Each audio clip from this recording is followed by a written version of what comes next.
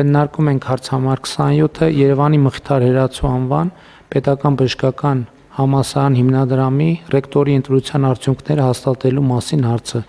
Զեկուցող կրթության, գիտության, մշակույթի և սպորտի նախարար Ժաննա Անդրեասյան, համեցեք Տիկին Անդրեասյան։ Շնորհակալություն, մեծարգո վարչապետ, հարգելի գործընկերներ, Բարձրագույն կրթության և գիտության մասին օրենքի 31-րդ հոդվածի 7-րդ մասում ամրագրված է, որ հանրային բուհի ռեկտորի հետ աշխատանքային պայմանագիրը ստորագրում է Հոգաբարձուների խորհրդի նախագահը օրենսդրությամբ սահմանված կարգով հիմնադրի կողմից ընտրության արդյունքները հաստատվելուց հետո։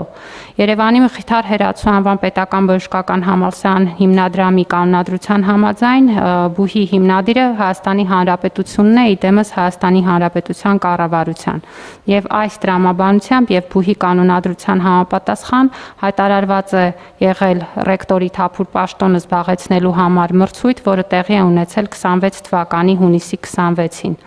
Մրցույթին մասնակցելու համար գրանցվել է 1 հավակնորդ Արմեն Աբգարի Մուրադյանը, բժշկական համալսարանի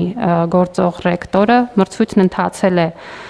ըստ կանոնակարգի եւ քվեարկության արդյունքում Հոգաբարձուների խորհրդի 20 անդամների ներկայությամբ խորհրդի անդամների ձայների մեծամասնությամբ 19 կողմ 1 անվավեր քվեաթերթիկ պարոն Մուրադյանը ընտրվել է Մխիթար Հերացու անվան պետական բժշկական համալսարանի ռեկտորի պաշտոնում 5 տարի ժամկետով։ Պետք է ասեմ, որ բժշկական համալսարանը մեր ամենաակտիվ գործող բուհերից է եւ մասնավորապես առաջատարն է միջազգային ուսանողների թվով, որը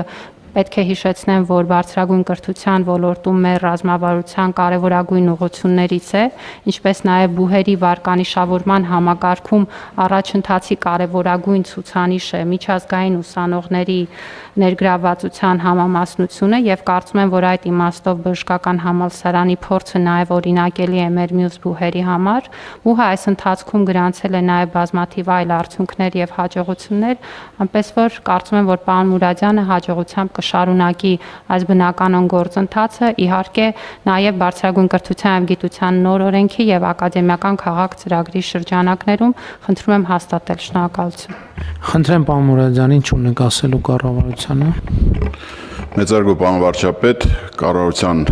հարգարժան անդամներ, հարգելի ներկաներ, առաջի հերթին կուզեի խորին շնորհակալություն հայտնել այս տարիների վստահության եւ աջակցության համար։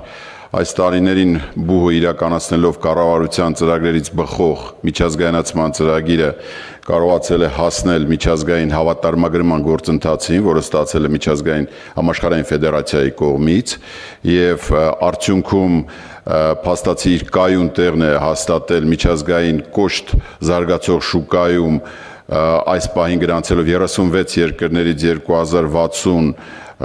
ուսանողներ, իդեպ հավասարաչափ բաշխելով այդ երկրների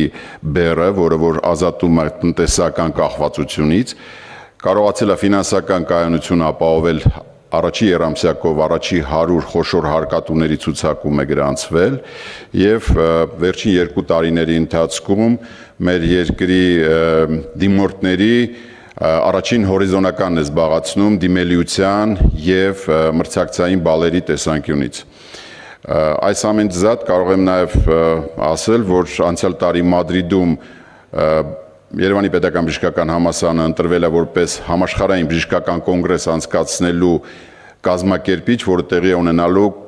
2027 թվականի հուլիսի 8-ից 10-ը Երևանում։ Շնորհակալություն եւս մեկ անգամ վստահության եւ աջակցության համար։ Խնդրեմ, հարգելի գործընկերներ, ունեք հարցեր պարոն Մուրադյանին։ Չունեք հարցեր։ Դրվում է քվեարկության, ովքեր են կողմ որոշման հաստատմանը։ Դեմ չունենք, որոշումը հաստատված է, պարոն Մուրադյան, շնորհավորում ենք, հաջողություններ ենք մաղթում։